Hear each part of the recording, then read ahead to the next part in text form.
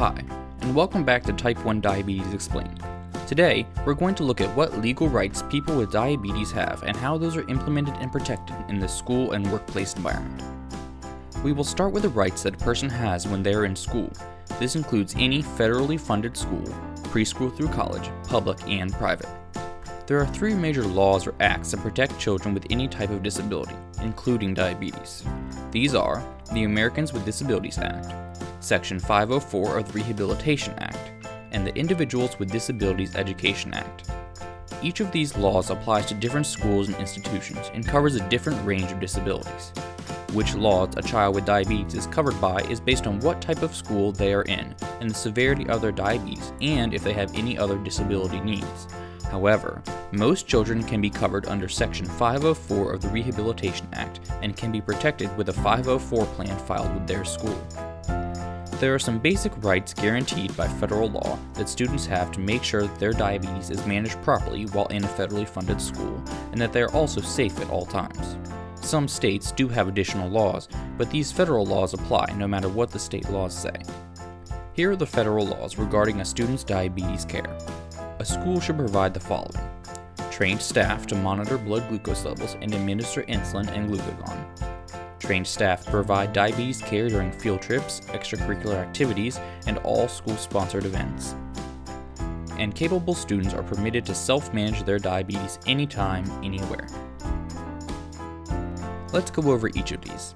If it is a younger student who has diabetes, or the student is not able to give insulin or check blood sugar levels by themselves, then the school is required to provide a fully trained staff member to help the student with checking blood sugar levels and giving insulin. All of the student's teachers should also know how to administer glucagon. Field trips are no exception. A trained staff member should also be present during all field trips, extracurricular activities, and school-sponsored events. If the student is able to manage the diabetes themselves, then they are allowed to do so. This means that if they are hypoglycemic, then they can eat something, no matter where they are or what time it is. This is the same with giving insulin and checking blood sugars. If they want to do it right in the middle of class, they are allowed to. They are allowed to treat their diabetes anytime, anywhere. Here are some things that schools should not do. Make family members go to school to care for a student's diabetes, transfer students to a different school to get the needed diabetes care, or prevent students with diabetes from participating in field trips, sports, and other school-sponsored activities. The school cannot require a child's parents or guardians to come to the school to manage the student's diabetes. The school is responsible for helping to ensure that the student is safe in the school environment. A student with diabetes is allowed to go to any federally funded school that they want to, and the school is required to make accommodations for that student. And finally, a student can participate in any and all activities that the school sponsors without limitations. This includes, but is not limited to, clubs, sports, bands, after-school programs, and any and all school-sponsored activities. The student should be able to do all of the activities that students without diabetes can do. The American Diabetes Association, as well as JDRF, have many resources on advocating for children in schools and Model 504 plans to help you create one specific for your student. The ADA also provides free legal counsel to help navigate the 504 process and make sure that everybody is staying inside the law when making accommodations for students with diabetes. Now we will look at your legal rights in the workplace and when getting a job. This is a question that is often asked and worried about. Can I get the job that I want with my type 1 diabetes? The answer is most likely yes. Although many restrictions existed in the past, these restrictions are disappearing as time goes on. There are only a few select jobs that you can't get with type 1 diabetes. The uniformed military is one of these, and this is understandable. Insulin would not necessarily be available if you were deployed in a foreign country on an uninhabited area. However, there are still many other jobs in defense that you can have with type 1. The only other major field that is restricted is commercial airline pilots. You can still be a pilot with type 1, but with some restrictions. Aside from those few jobs, you can be anything you want to, from an astronaut to a police officer. One important thing to remember is that an employer cannot deny you a job just because you have diabetes. However, they may want to conduct a medical exam to determine if you are treating and maintaining control of your diabetes to ensure that you don't pose a threat to yourself or others in the workplace. You are also not required to tell your employer about your diabetes, but it is advised that you still tell them. If the employer doesn't know about your diabetes and you face discrimination because of it, it is harder to address and correct discriminatory behaviors.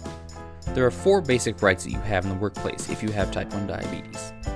The employer cannot fail to hire or promote you because of your diabetes, fire you because of your diabetes unless you pose a direct threat, deny you reasonable accommodations to manage your diabetes in the workplace, or deny or discriminate with regard to employer-provided health insurance or benefits. These rights that we have reviewed protect you at school and the workplace, but what happens when people don't follow the rules or pay attention to your rights? If this happens, you may need to advocate for your rights.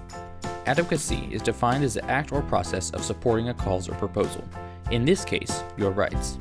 Unfortunately, people with diabetes are often required to advocate for the rights they deserve and are legally entitled to all too often. There are several different methods and phases of advocacy that are used. Often, most situations can be resolved simply by educating those for preventing people from treating their diabetes or violating their rights.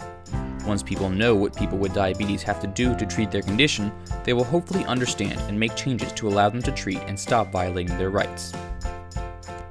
Unfortunately, sometimes things won't change simply through education.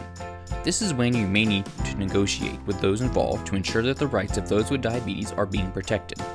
Negotiation involves communicating with those involved and working together to prevent discrimination against those with diabetes. Most cases of discrimination are resolved after education and possible negotiation. If neither of the 2 previous methods work to solve the discrimination, the next method is litigation. If it is necessary, it is helpful to communicate with those involved through documentable ways, such as email or written letters, to keep as much evidence as possible should further legal action be necessary. However, very few cases of discrimination require lawyers or legal counsel, but it is possible. There are many resources to help you advocate for your rights available to you, including your doctors, nurses, and medical team, hospital and school social workers, and the ADA and JDRF. All of these organizations are willing and ready to assist in protecting the rights of those with diabetes and ensuring that they are safe when at work or school.